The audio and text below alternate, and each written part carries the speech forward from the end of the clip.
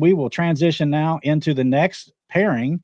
One of these guys has already made his major league debut and kind of is a polarizing prospect in a way, just because of the fact that he's been hurt a lot in the last year and that kind of thing. So, but we will bring him up now. Jordan Lawlar on Pipeline, ranked number 10. On the upside prospect, he's ranked number 11.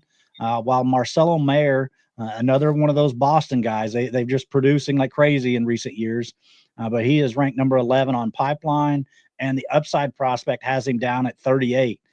So this time we'll start with JT. JT, give your take on, are you buying this prospect or that prospect with this pairing? This one was tough because I'm not really that high on either of them. I agree more with the upside prospect with the Lawlar. I think his ceiling is much higher than Mayer.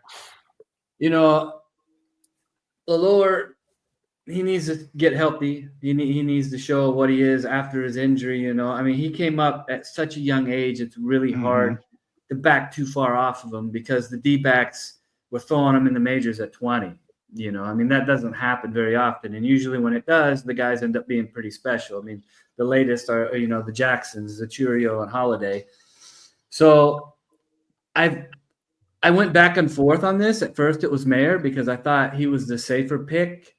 But I think I'm switching it up to Lawlar because I think the athletic profile of his is much better than Mayer. And with Mayer, it's like, what are we looking at for a ceiling? Is it like non-roided up Dan Uggla? We're getting low 20 bombs, in the middle infield without any speed. So, and going back to Mayer's power, he only has 5 home runs versus lefties in his pro career versus 34 against righties. So does he end up struggling and then he's just a platoon bat as well without any other counting stats besides being able to hit a home run now and then? So I'm with Lawlar. What do you got, Ram?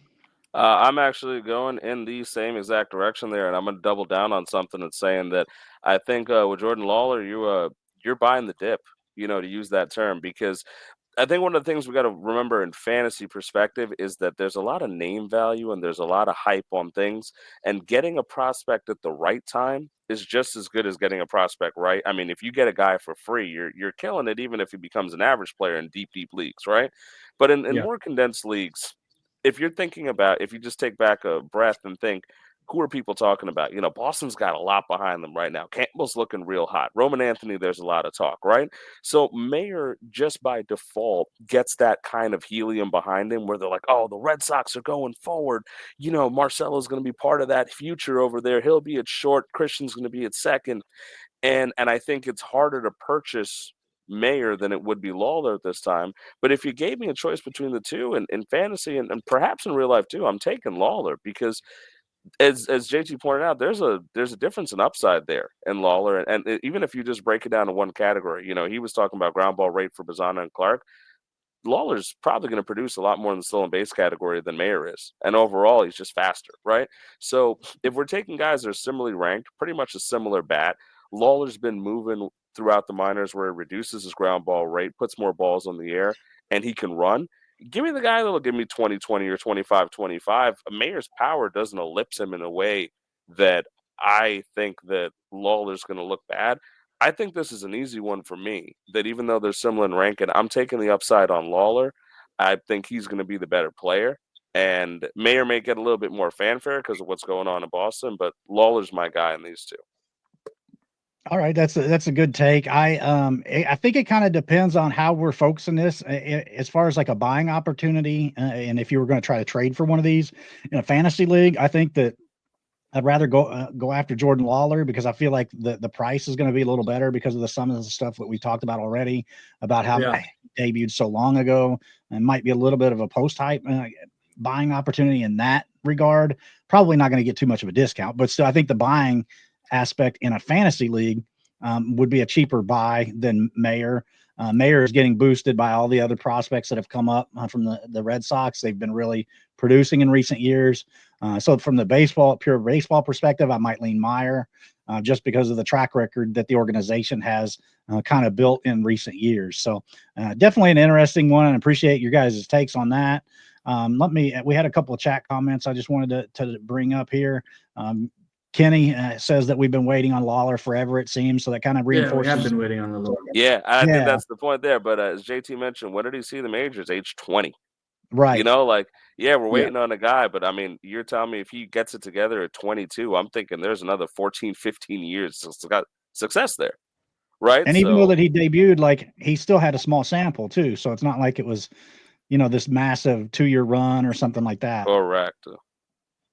And then Clay mentions that Boston, although the same about Jeter Downs when they acquired him in the Mookie deal. So I think he's just kind of like being contrary about our mention of the organization's track record and goodwill that they've earned through Wilyer Abreu and some of the other hitters that they've developed in recent years. And he's just kind of countering that with, hey, Jeter Downs wasn't very good, either. So that kind of goes against what we were saying as far as the track record. And then Kenny, Peter says not as long as we've waited on the Martian. So getting back at him with a little Yankee smack talk there. So. Yeah, there are some guys that it does feel like they lose that shine because there's like prospect devaluation. You kind of get prospect fatigue, I think is the term some of these guys in the industry call it. But we have to remember some of the, we're in an age where we're seeing guys debut at 22, 23, 15, 20 years ago. That was not common at all. That was really rare, right? You'd see these guys at least another year or so like that. Maybe because we had more minor league teams and levels, so they kind of put them through the ringer a little more. But development's gotten a lot different now. We're going to see a lot more guys under 23 hit the field, and there will be some adjustment periods for them. We got to give them a little patience.